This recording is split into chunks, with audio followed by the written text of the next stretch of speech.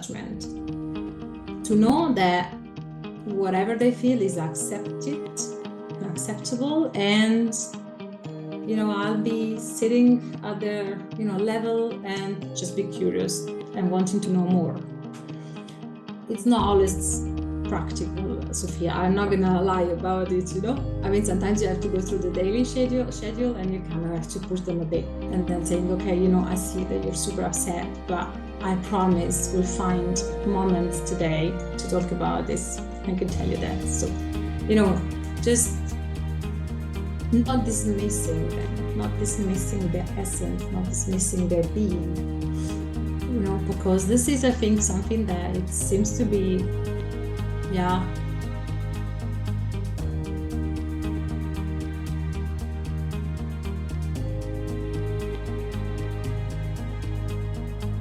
Hello everyone, welcome back to another episode. Today I'm joined with Emanuela. I had the pleasure of working with her in the school of Jay Shetty, and she is a parenting coach or a self-parenting coach. And today we will talk a little bit about her journey. And so, Emanuela, would you like to introduce yourself? Yeah, absolutely. It's such a pleasure, Sophia, to be here with you and catching up. It's such a beautiful environment. Thank you for having me. I'm so excited. Introducing myself. Well, as Sophia said, we met while, basically going on our journey as coaches on the Jay Shetty School. And it was really great because, we shared a lot of studies, of course, but also experiences and part of our journey. Myself, so I'm actually an engineer. I studied as an engineer and I still work as an engineer. But at some stage, because in fact for me, just in the job that I'm doing, I notice how much people are important, even for a technical result. And how complicated it can be sometimes, really, to deal with one another. I thought, let me see what I can learn from a coaching journey, which anyway I kind of jumped on after many years of other type of courses and actually lots of other learnings that I did in my private time, which were really interesting more and more for me. And then I thought I learned a lot in the school. And I also clarified a lot my I think my real interest, which is parenting, as I'm a mom of two. And of course, I mean, I had to learn a lot, as soon as I became mom, but also self-parenting, as I like to call it, because I found that while I reviewed, my what I'm passionate about, the way of parenting that I'm really passionate about, I actually reparented also myself, because a lot of what you do when you get kids is basically, going back into the way you've been parented. And then you may choose that that's not exactly what you want to do, but you want to change it maybe. And that way, actually, you go back also to your inner child and somehow relive, your childhood, and decide also to parent yourself in a slightly different way or major way. And that it's a really amazing work. I mean, something that I would never have thought when I started, parenting courses to become a better mom. But it opened a complete world. And for me, this is not even ended. I mean, my kids are now, of course, growing, and they go through different phases, and every phase requires that I also level up. And as I said, basically, I'm going through my, childhood phases or teenaging phases with them and review that as well. And things come up, and I have really the great chance to reprogram a lot of it. So it's fantastic. And that's why I always say, self-parenting and parenting go together, I think. Yeah, that's so true.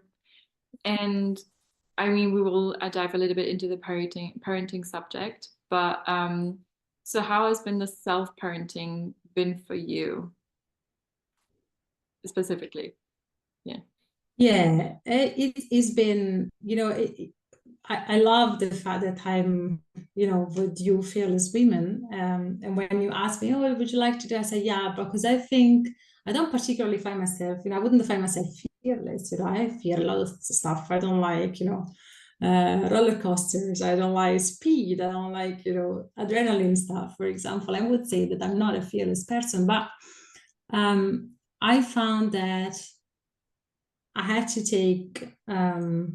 I had to really go about my life with courage, really, fearful of what I would find, but nonetheless, wanting to go through that, because I felt that was the only way to actually, learn something, to find myself again, my true self. And I found that that's definitely been something that I do again 1,000 times, but there's been spots which it wasn't pleasant, it was anything but rosy and and great. Yeah. Thank you for sharing that you even said you wouldn't consider yourself like a fearless woman, but I think maybe you nailed it down to the point of saying, well, you have a lot of fears, but despite them, you still get up your courage and do something that you know that is going to be uncomfortable. And I think this is like the essence of what we stand for. So you actually do fit very well. Thank you. So, so if you don't mind, would you like to share like one lesson that you learned through your self-parenting in your journey? Yeah. For me, okay, I go back to my kids, right? And the way that I think is the essence, of what I consider, the parenting that really resonates with me, which is considering my kids as very, knowledgeable human beings in the way that they know themselves, and now, of course, you can say, oh, they have to go to school, they don't know anything, but they are so knowledgeable about themselves, as all of us would be or aware, before we got conditioned. And of course, it's impossible not to condition kids, because, we as human beings are born very dependent. I think we are one of actually the only mammal that is so dependent at birth. So we come out really, really, really, needy. And this brings a lot with it, because we're so dependent to our caregivers that we get really influenced by their behavior towards us.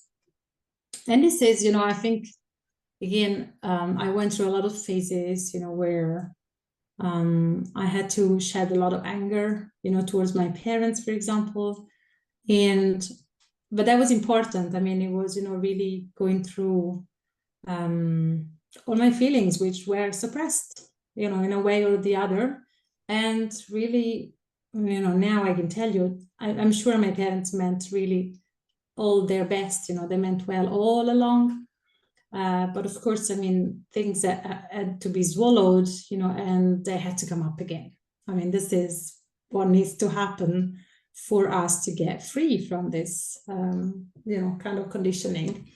And so when my kids at some stage, I thought, okay, I'm actually rerunning the same story, and I don't want to do that.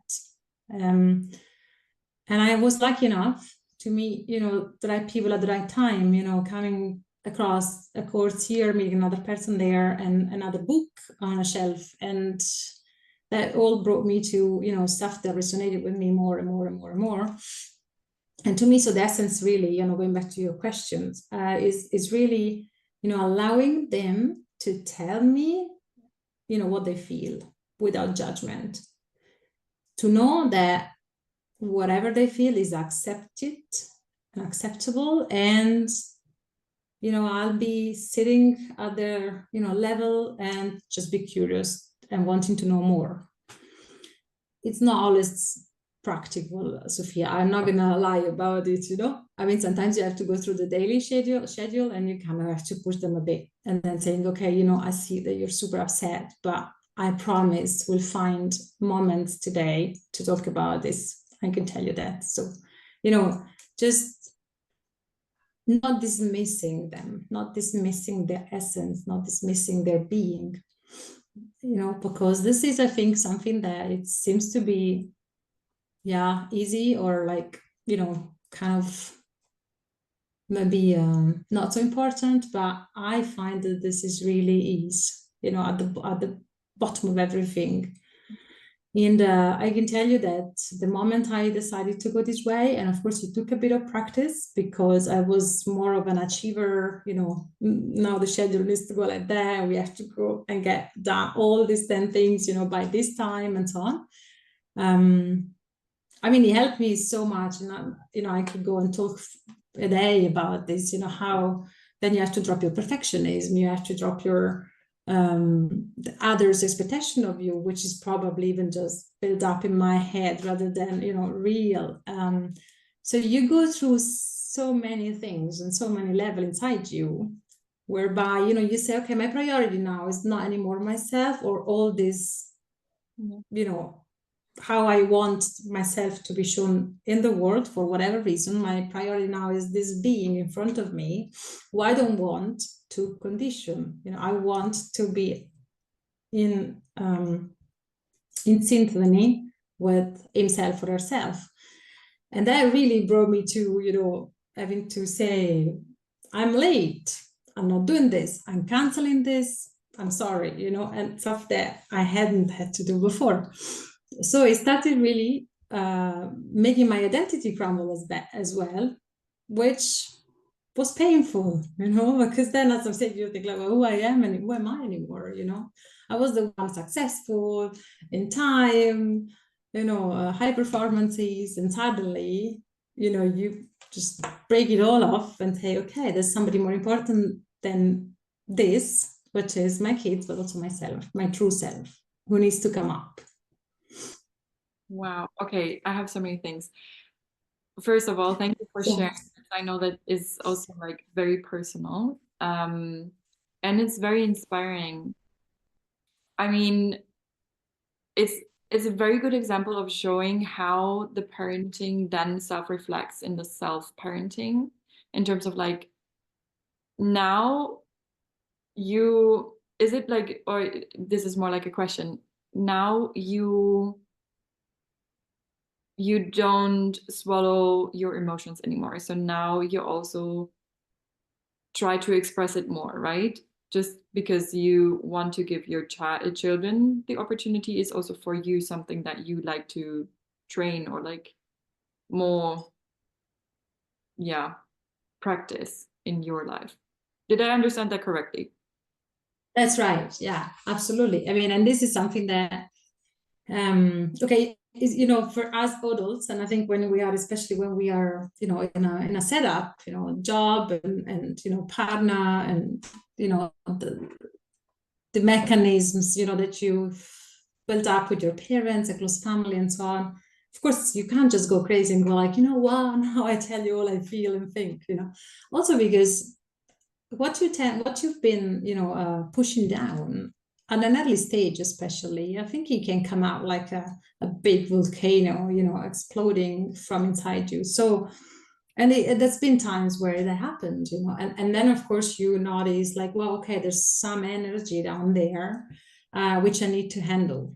Okay, so you try to do this time maybe in you know, in another setting, you know, with, I mean, I did a lot of experiences by myself and with other, you know, close friends to try and really let, you know, the outlet, you know, open and see what will come out. And then you just don't know. Actually, I think, you know, we don't know. I'm sure there are people who go around their life, you know, for forever, probably, you know, without letting that ever, you know, surface.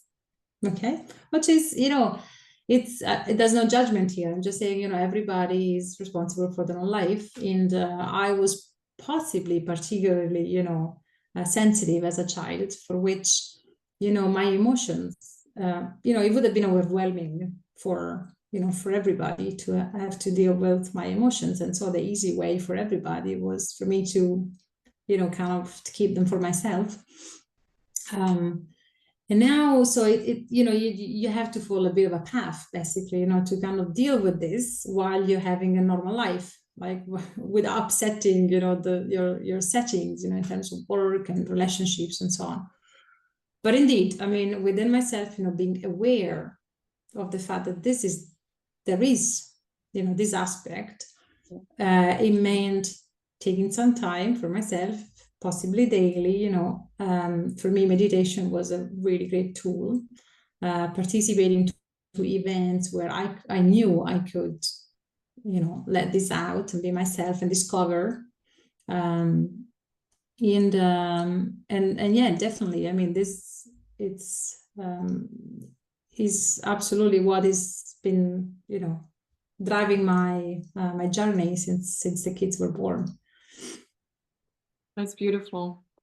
So thank you so much for sharing that, because yeah, I think it really shows well how you can, while parenting your kids, then learn something for yourself.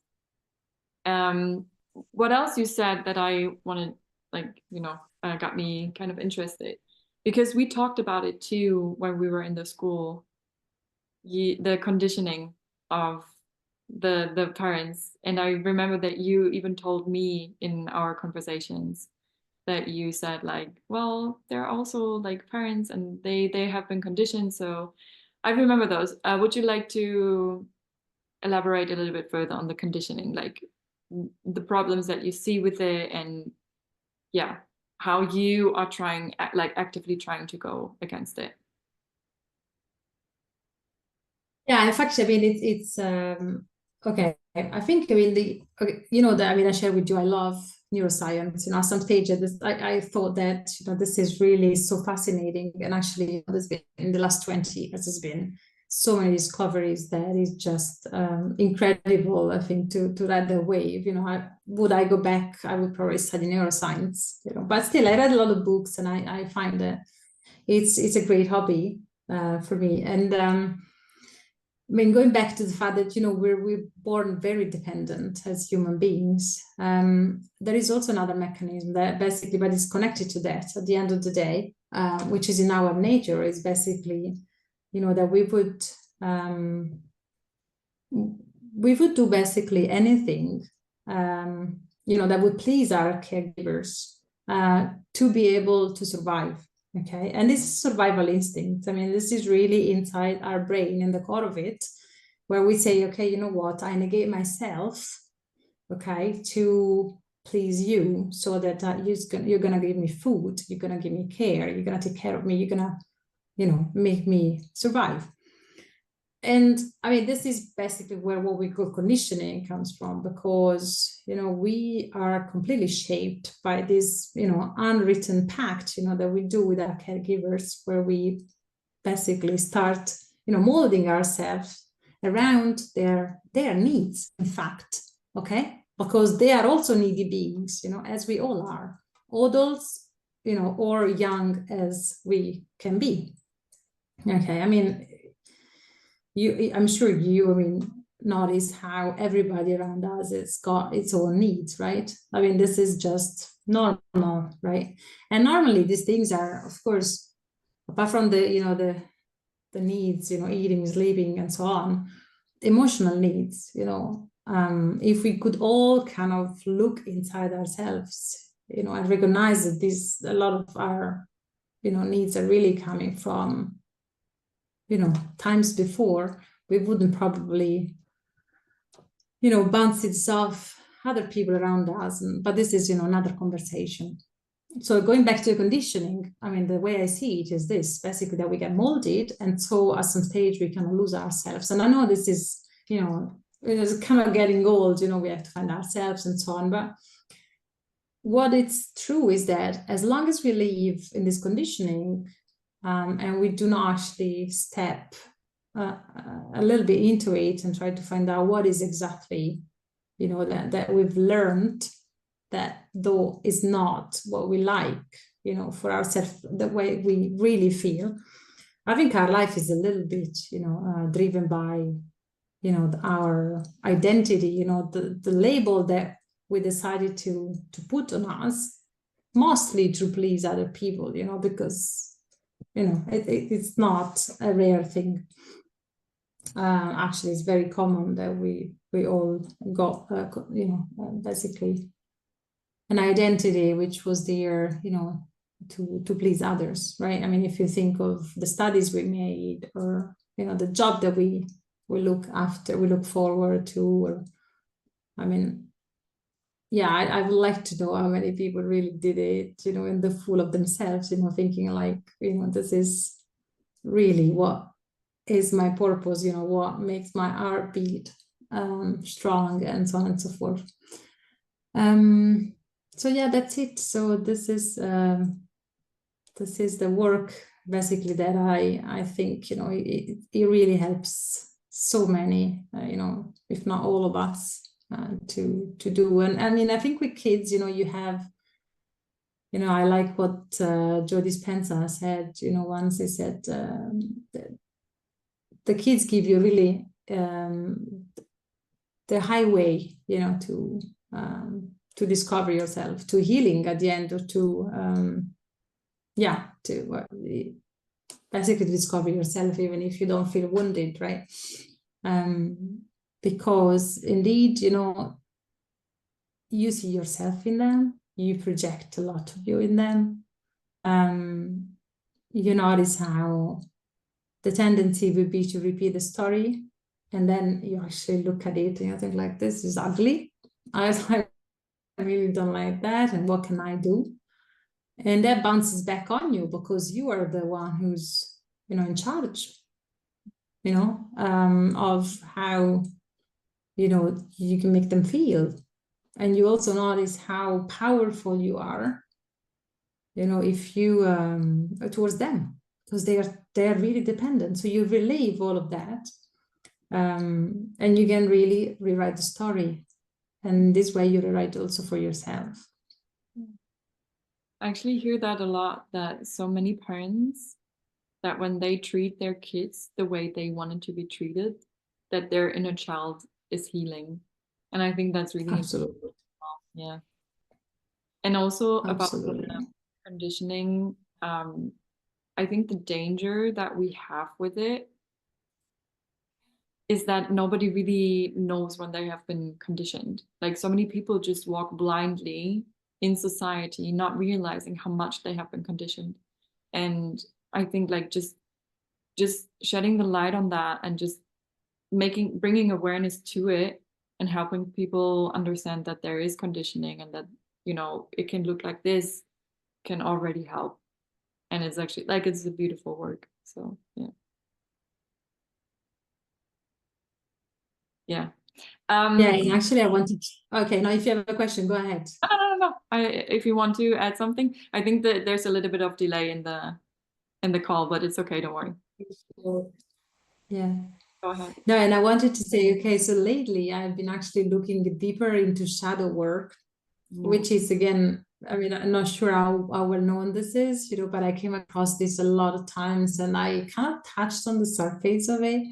And clearly, I mean, at that point, probably it wasn't the right time. You know, I always believe that life brings you what you need, the moment you need. And then, you know, reading a book, which I think is a very well-written book, you know, I think this is really connected to that, because, you know, what we call, or what are called, you know, our shadows, and really are really all these aspects of ourselves that we have to kind of push down and, you know, hide. Okay. And this is typically, you know, the part that are less nice, you know, but which we all have, because we are human beings. And it's quite interesting, you know, studying about the projections that come out of, you know, your shadows, if you do not know about it or recognize them, right? And how this really impacts your relationships, you know, and learning how to recognize when you're really projecting your shadows, and what to do about it, to actually look at that and, make it part of you. Yeah. And again, I think before you said, working against this conditioning, and I think, what I learned is that I was working a lot against, my conditioning and my shadows. And they actually created a lot of loss of energy because I was working against myself. Okay. And when you realize what you are as a full, being with lights and shadows, and when you really, love that, because that is you. I mean, you are allowed to be shadows, you're allowed to be, but to feel those things that, you've been told they're not good to feel, being envious, jealous, bragging about something, or, you name it. Okay. We all have our little bag of it. It's when really love, that love that comes from your heart, bursts, I think, because then, you just see yourself as a whole, beautiful thing. And you also start seeing the others, around you like that. And I think that was really what opened my heart a lot. Really, really a lot. I mean, I did a lot of work before, and yeah, you have these moments where you feel really you love, everything that's around you. You feel this, higher kind of, love, and feel so connected to the universe and so on. But then I think acceptance, it's what really makes you, feel above, all of what it's connected to: identity, ego, personality, and constructions, conditionings, defense mechanisms, whatever you want to call. Wow. You literally just blew my mind and got me really emotional. I was like, like when you said you're shadow and light and you gotta accept even your shadow side, like that got me like, so do you, like, you said that you were reading a book. Do you know the name? And also, because I really want to read that. Oh yeah, I can share that. Actually, it's the surname I cannot, let me just check. Surname I cannot pronounce, so I need to be able to do this properly. Let me see that.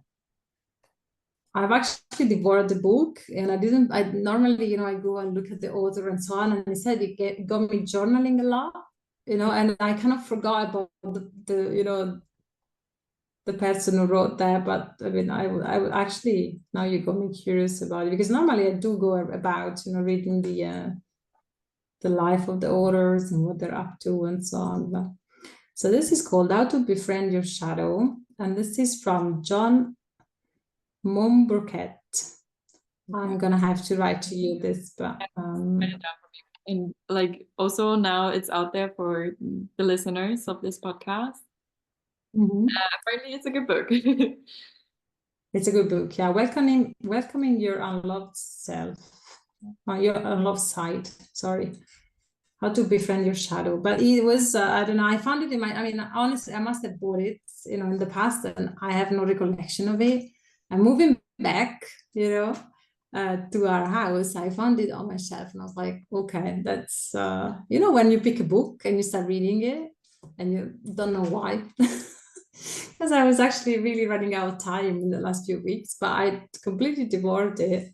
And I was, writing onto it and highlighting stuff. And I think I have to go through that, 2 or 3 times as a minimum. But it really helped me a lot. It got me journaling quite a lot and thinking. And, I started thinking of all the people that really, annoy me.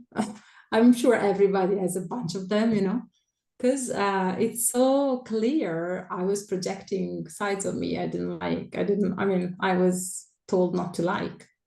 And there's this, you revisit your whole life, just revisiting this bunch of people with a different light. yeah, it's very good. It's very interesting. And then again, I mean, I connected all my thoughts with parenting and self-parenting, and going about, what am I actually telling my kids is not nice to feel or have, or, and it's quite interesting because, I mean, it's, I think, this, getting rid of like,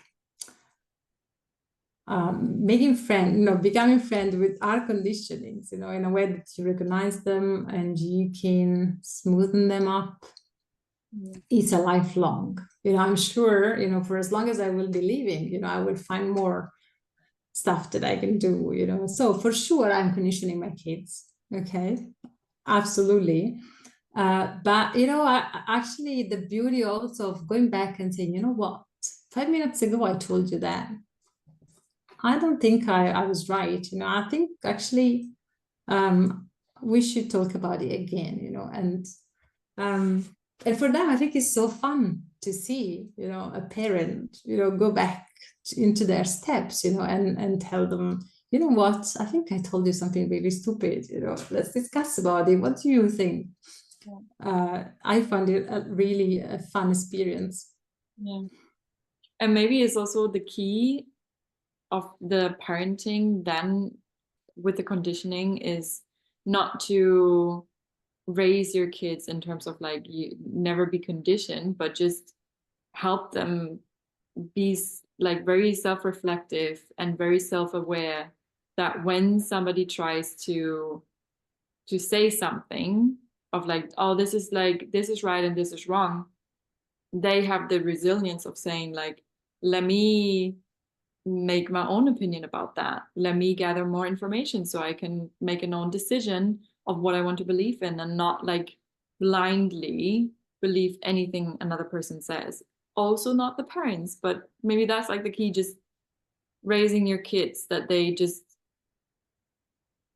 have the ability of making that conscious decision for themselves. Yeah, absolutely. And you know what? I mean, that comes down, I think that boils down to, trusting yourself, trusting your feelings, trusting your emotions, and saying there's nothing wrong about feeling like that. And I have all the right to be like this, I mean, if somebody screams at me, they have the right to feel upset about it, and also to say, I don't like that. Being their teacher or a parent, they have the right to come back to me and say, I really don't like that. I don't like how you treated me, and, start the conversation about that, and, not dismissing them in this moment, it's really important because they feel grounded, they say, okay, I know how I feel. My guts are telling me something that I can trust. Yeah. And, oh, this is a big one, for us adults. And for me, at least it was, I was all over the place, at some stage in my life, I must have decided logic is going to just tell me what's right and wrong. And not by chance, I became an engineer, and, I went on to logic, until life shows you that logic is not, always the one that shows you, what's good for you and what's not good for you. It may help you in solving problems, in sharing your life, in planning it, getting things done, but then, what comes from inside you, how do you deal with that with logic? Not always, So you got to go back into, okay, do I have intuition? Yes, of course you do. All of us have, okay, intuition, but am I trusting it? No, I'm not. I have this glimpse, of something, and then you choose for the, less risky, you mitigate all the risks that you see, and you go back into your logic because it's so familiar. Your brain wants to follow that. And that's something that I'm also learning more and more, to say, okay, the glimpse, I really want to hold on to it and do exactly what I feel or hear, and see how it goes. Okay. And really, this, yeah, for me, it's a lot of, this kind of battle sometimes between my brain, and the rest of it, which really, tells me, hey, you're more than your brain. Listen to me, listen to yourself, where is it? Where is that the stuff that you know is true, you know, and it's gonna make you follow what's good for you, really, you know? And this is something that I'm still working on a lot, honestly, Sophia, you know. Yeah. Also, and I really like that what you said about the confidence. And I think it all starts there, like then asking yourself, why am I not confident enough to trust in me and Right. intuition? Right? And I think so many people struggle with it. I think it's like that's like one of the biggest issues out there. Yeah. How we all are so easily conditioned, so easily manipulated just because we don't trust ourselves. Yeah. Yeah. Absolutely. So Yeah. Oh, it's so interesting because actually I see like this is meant to be. I see why we need to have this conversation because those topics are also very present in my journey. And I do relate and resonate with them a lot. So yeah, thank you. It's very interesting. So would you now say that you are very aligned and in tune with your own intuition? not yet. I would say so. I love the honesty. It's like that, you know, as I said to you, I mean, for as long as I'll be alive, you know, I think I'll be on that quest, honestly, you know. And this is great. I mean, it really gives spice to my life, you know, because, you know, having a life where you plan what to do, you got objectives and dreams and stuff. Yeah, it's all cool, but something is missing when you're not in tune with yourself. And to me, this was really becoming a big part of, you know, happiness, of my unhappiness, because I was going through the day, yeah, maybe ticking boxes, but there was, you know, there wasn't the flow, you know, where you really enjoy it, and discovering this new level, you know, of myself. It really gives, yeah, a different side to life, I find. That's true. And it's also like a roller And coaster. Yeah. It is it always is, oh, it is. like sometimes you have so much confidence and you're like, nobody can tell me anything. I'm really sure of who I am, what I'm doing, and like I have my own beliefs, and then like it drops down and you're like, please can somebody tell me Yeah, what it's so normal. Like for everybody who's listening, it's normal if you have those up and downs. It's okay. Yeah. it is. Yeah, and to teach that to your kids is also fantastic, I find, you know. True. Yeah. Because I mean, with the school system and the scores and the comparison with others, can you imagine? I mean, we've been all through that, right? But, you know, to tell them, hey, you know, it's just normal. You're not a robot. You know, you have good days, bad days. And when you have a bad day, maybe you want to ask, why am I having a bad day? You know, that's what I do now to myself. And it's like, okay, why am I feeling like this? This is so shitty. It really doesn't feel good. But why is that? And, you know, you may notice, you know, something is really physically not right. You know, you haven't drank enough. You should just stand up, you know, for your desk and have a walk. Sometimes that fixes it. You know, I love, you know, with the kids when we're having a bad time and something doesn't really feel good, and maybe we're getting dinner ready, but it's stressful and everybody's grumpy. I think like, let's put some music on. Let's move our body. You know, those 2-3 minutes really switch your brain onto something way more pleasant. I mean, they start really recruiting parts of your brain that were kind of like, you know, completely superseded by, you know, the fight or flight, you know, parts of your brain that just kick in because it's late, we're tired, it's stressful, and everybody wants to go to bed as soon as possible, but, you know, we're still rushing through things, and you know, we're singing together, like, you know, silly song or something like that. This is really, you don't need so much, you know, 30 seconds, 1 minute, and we're all in a better mood.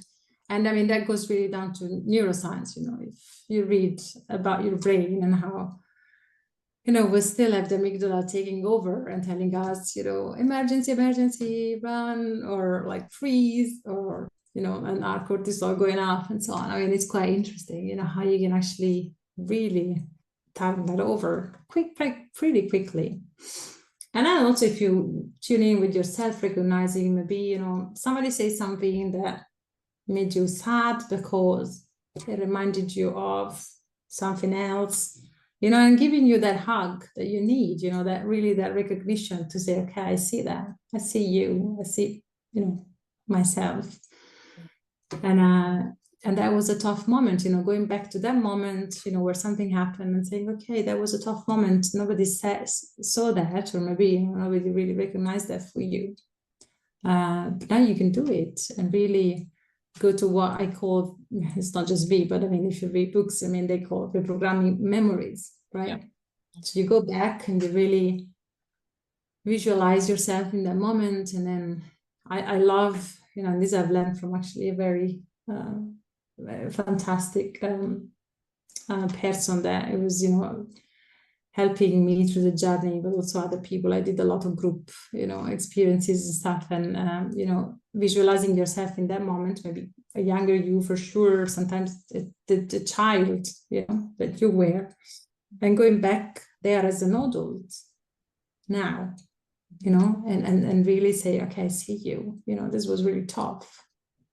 I'm here with you, and this wasn't your fault, or you didn't do anything wrong. I mean, you were just a child, or your mom or your dad didn't mean that.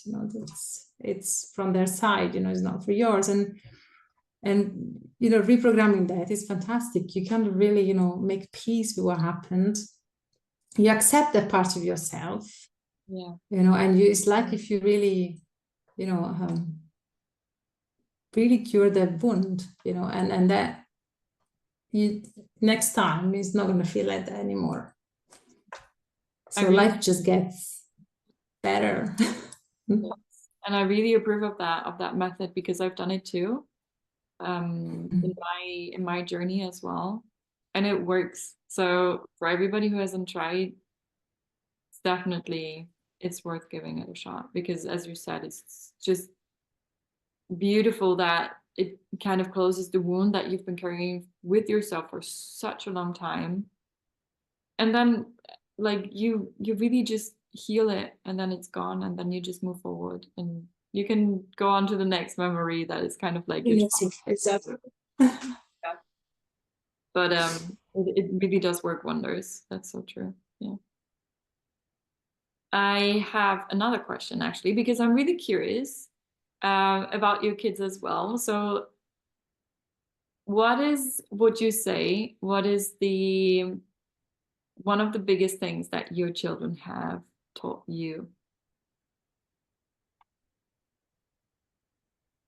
That's a really good question. Yeah.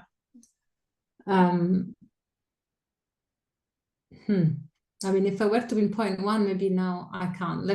Give me a few seconds, but for sure they taught me to love myself. They were acting as a mirror. They were, I always call them my love gurus, because, well, there's one thing of kids, that is, it's what we discussed before, which is what makes them very moldable. But on the other side, if you catch it, it's fantastic. I mean, it melts your heart, because you can go mad at them, and after they go upset as well, and you think like, oh my gosh, now they hate me, because I've been a horrible monster to them because I just got upset. They come around, and I just want to give you love, and this this really unconditional love. I mean, that we know that this is because we're their caregivers and what have you, right? Yeah. But there's two things, there's them coming back to you always with that sweet smile and the loving eyes, and you notice how dependent they are, but also how pure they are. Okay. And that's the other thing, where when you actually get upset, or you get your emotions come out in a reaction instead of a response, you see this in them. You do see them. I mean, they are really like a pure mirror, and then you start really looking at you. It's like, as finally you see things that come out of you. Before you might have argued with your boyfriend, with your mom and so on, and it was all kind of like slam, you deserve that or whatever, this come out. And with them, it's kind of like, oh, is that so horrible? Am I so coming out in such a nasty way? And wow, that really, taught me, okay, I got to do something about it. This is not nice. And so I would say these are the two things that really struck me. And I always say to them, they teach me what love is really, because this is all down to that, they really do that. And also when they push back, and you get it from when they are 1, when they are 2, when they are 14, they push back, and really, I love that.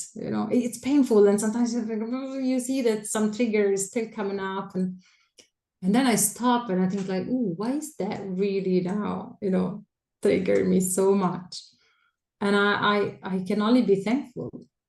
Although, life get, in the moment, when you're trying to get them to do something or try to get something out of the way, you go like, bloody hell, you just do it, please, But then, it's, if you actually step back a second and you look into yourself, it's fantastic, a whole world that opens up again, and it's so much to discover and to find out about you, and why you respond in a way and why you feel in that way. You can only be thankful. It's such a beautiful way to look at it, at the whole parenting subject, because I think there's also so many parents struggling with finding the good in that, and like especially when they struggle, how to make it into something positive for themselves.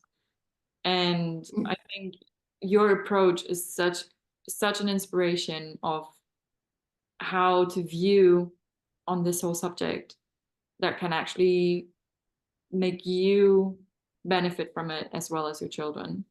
And so, it's really inspiring. Really nice. Yeah, and there's a few people that I really recommend, following, because again, I'm not an expert, I just read books, I follow courses, I started with Dr. Laura Markham. It's the psychiatrist for children in the US, and she has a wonderful website. It's called Haha Parenting. That was my, my first step towards this beautiful, way of parenting that after that, I found that parenting is just fantastic, you suffer with the kids, you have really horrible moments, whatever. This is just part of the journey, but out of it all, you just know that it's a wonderful one. And I follow a lot also Dr. Becky with Good Inside. She has, she is a strong advocate of the fact that we're all good inside. And she has podcasts which are really nice, and also the website is fantastic. So she also has a membership that you can get, and you have an app where you get, you choose what's your, for example, the last few months, I would say even a year or more, my kids are fighting a lot. And you can actually tune into that in the app, and she, sends you workshops and things like that, where you start looking at things differently, and it's amazing. She's also, I think, a psychiatrist, or at least a psychology, but anyway, she's really knowledgeable, of psychology of children. And all these people really helped me so much, really so much. And Dan Siegel, if somebody wants to read really great books, Dan Siegel is a neuroscientist, and he studied a lot children brain, and he's got, of course, very scientific books, but actually also very readable book for everybody. And in fact, he does everything really evolves around, we need to parent from the inside out, basically looking at ourselves, as parents, be open, to look into ourselves in a way that we can parent at our best, becoming the better version of ourselves, when we do this. This is really nice. I think this is really, it's been such a big light for me, there, always present. guiding me through the journey. Certainly. But also, I mean, I wanted to say that, or because you mentioned before, like, oh, you're certainly not an expert, but I think it's so important to hear your story and that you share your experiences, because that sometimes feels much more tangible in a way for some people, rather than reading a book, which can be quite technical or like theoretical, super far-fetched. But hearing a story like yours, it can sometimes be more the moving point for someone to walk in the same direction. So I think it's super important that you shared. And yeah.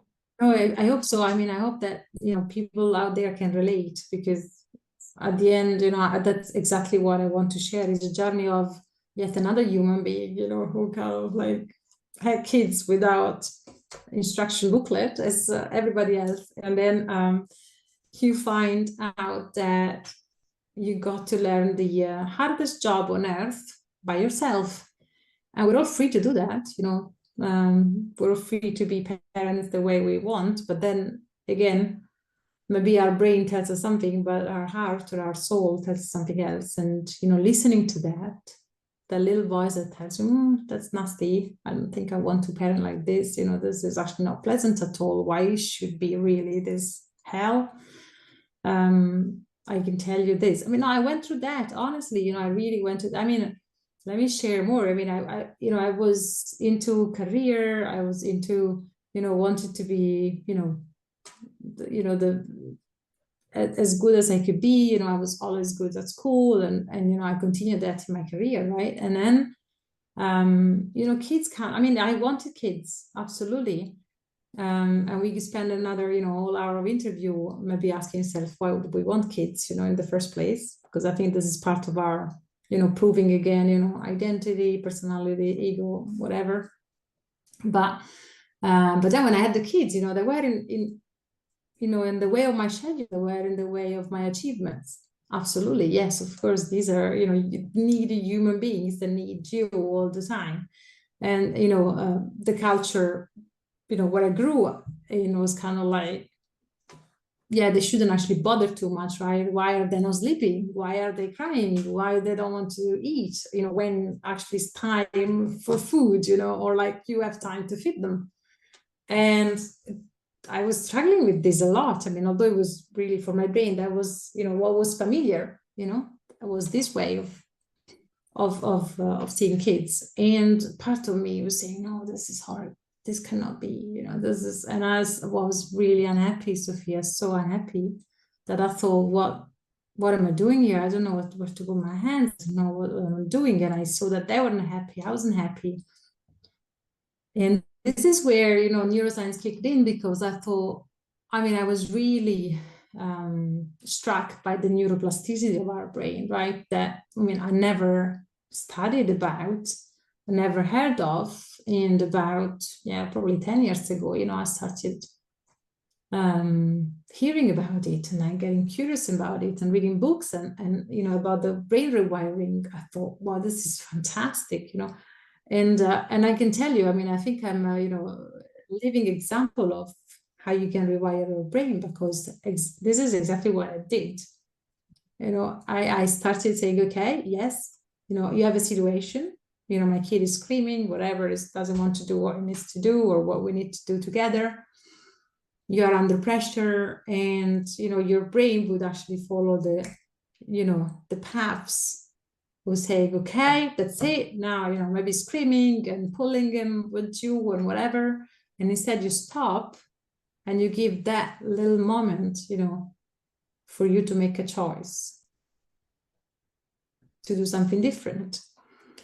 And, you know, you notice the first time is so hard, you know, because you say, okay, how can I be quiet or calm in this moment? You know, I'm rushing, I need to go to work, I have a meeting, whatever. And you decide to stop and to do something different. And the first time it takes longer. And of course you're late and because also your child, you know, is not even used to that. So it's kind of daunting for everybody, you know, that you're doing something different. The second time is not as difficult. The third time, even less, and so on and so forth. And this is where you notice, if you read a bit of theory, that you're really basically connecting your neurons differently, and the more you repeat that, the more you walk that path, the more that becomes the familiar one, and the other one basically loses power, actually breaks off. And so you're not going to go in there anymore. I mean, now I can tell you, I don't even have the thought of that. I actually ask myself, how could I have done something like that? And this is where I think, I hope really to inspire other people to say, okay, this is possible. It is super possible. And I can tell you, I felt really desperate at some stage where I felt like, oh my God, how am I going to do this? But it is super possible. And this happened with my kids, but then it happened towards my parents, for example, going through a lot of phases, by myself, corroborating, a lot of things that had happened.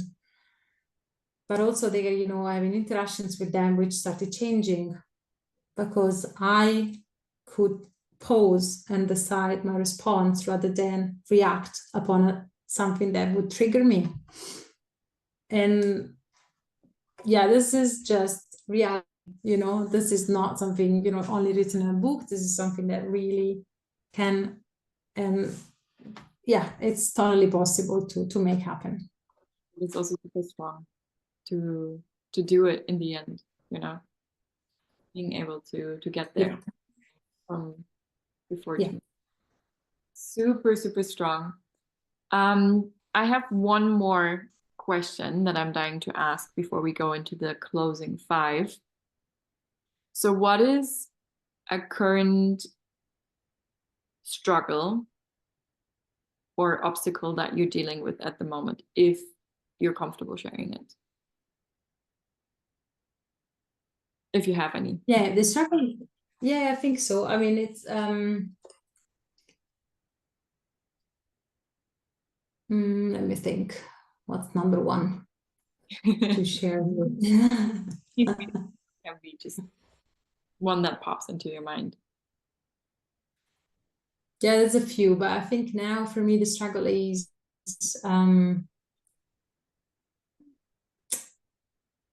maybe align my life more with what I feel inside me, because there's still something that I think is not as my soul would really want it, would feel fulfilled. Okay. And I'm not sure what it is. I mean, at the moment, of course, my husband is working somewhere else, and we're seeing each other the weekend with as a family, and this is something that I don't like, and I do recognize it, and before it's happened already in the past, but I was like, yeah, I'm strong, this is actually just proof that I'm strong, I can do it, and so on, and now I'm like, I don't need to prove anything, I just don't like it, you got to change this. Yeah. So this is more alignment to what my soul needs and wants. Yeah. Wow, because that now it's super interesting, because it is actually that something we talked about earlier, of the following like your intuition and like speaking to that. And if you feel that there is something that you don't like at the moment, being confident enough, recognize it, and then even acknowledge it for what it is, and then taking action towards it. It's so yeah, exactly. It's very interesting. So I'm taking this time, actually.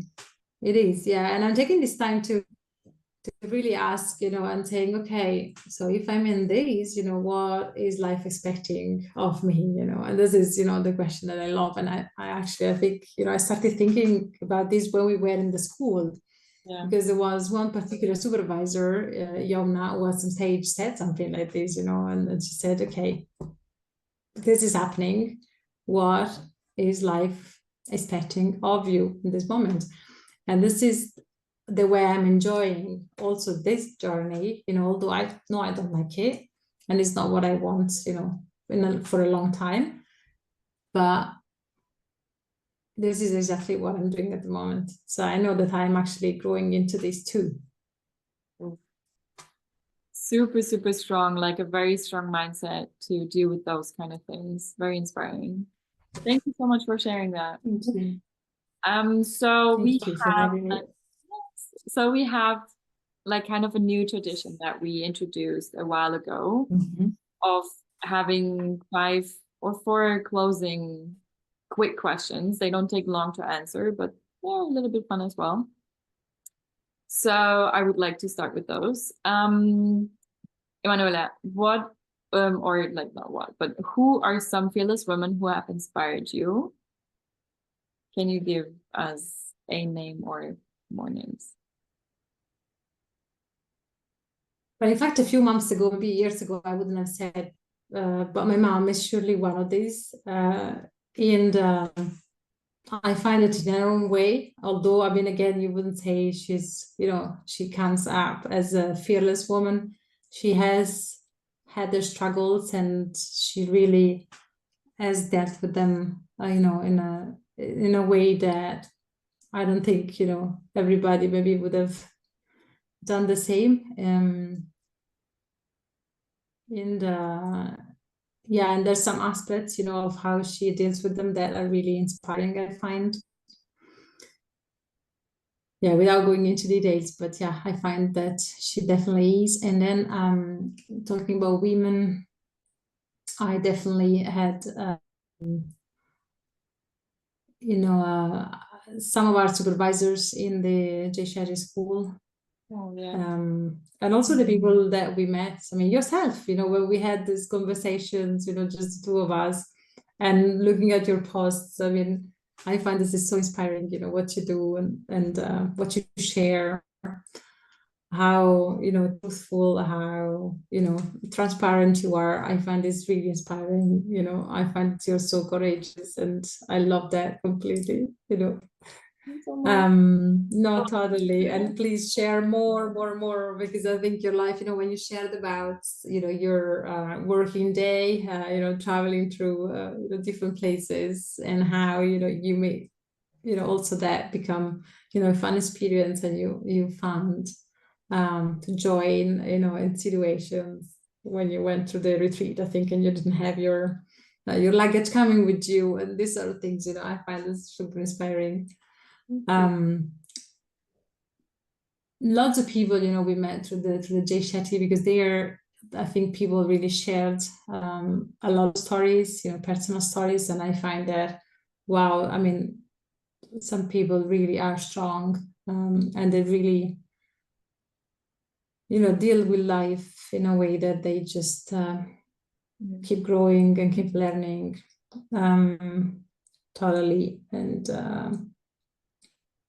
yeah, I think there's, I find that lots of moms as well, because I do share that life can become really tough, when you got kids and then all the expectations from society, the fact that you basically need to do it all, work and have a perfect house and great kids and being also a very good daughter and sister and what have you, I find that sometimes life is tough, and I met really beautiful moms who, gave up a lot of them. I mean, I'm not saying that this is, maybe the right things to do, but of course, you put yourself as service. And I can tell you, I mean, this is something that is natural, I think, and, an instinct that we have, especially, when we decide to reproduce, but also not. I mean, I know women who don't have kids, but they take care of their family of origin in a great way, or neighbors, or or people they never even met. So I tend not to have an idol, but to notice a lot of things that happen around me, on a daily basis, and find a lot of inspiration of all of this. I love that you literally said everybody is inspiring to me. But I think that's Basically, I mean, maybe that's what life is about, finding inspiration in maybe everyone that you meet, always taking something. absolutely. It's a beautiful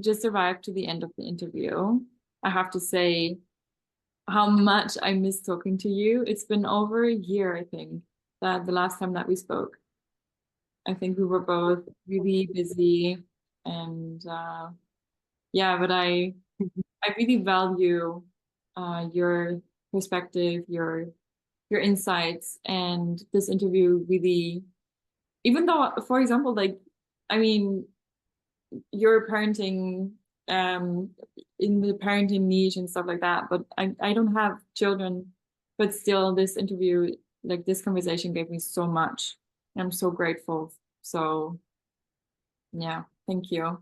Thank you for being here and speaking with us and taking the time to share your story. And yeah, I hope that a lot of people will see this and also get inspired like I do. And yeah, so do you have any last words? Anything that you're still missing to say? Well, in fact, thank you, Sophia, and to all the fearless women. Yeah, I think the last words would be basically, let's be fearless. I mean, this is really, let's be courageous. I mean, we know courage comes from really the core, which is the heart, right? I mean, it brings me back to the heart. That I think I've used this word, I've used 10,000 times in this interview, but it goes back to that, the action of the heart. Okay, let's really act from our hearts and, go through our fears. Okay, fearless, maybe it's kind of not, the real, word, but definitely, we end up being fearless when with fear, we still decide to act. Let's do this. Yeah. It's possible. And it really brings us to, a better version of ourselves and a more, a life full of purpose. So that's, what I wish for everybody tonight. Thank you so much. So yeah, hopefully we will talk soon again. And I hope so. Yes, yes. I would just stop the recording and they can already edit out. Okay. Probably they will not do this now, but yeah.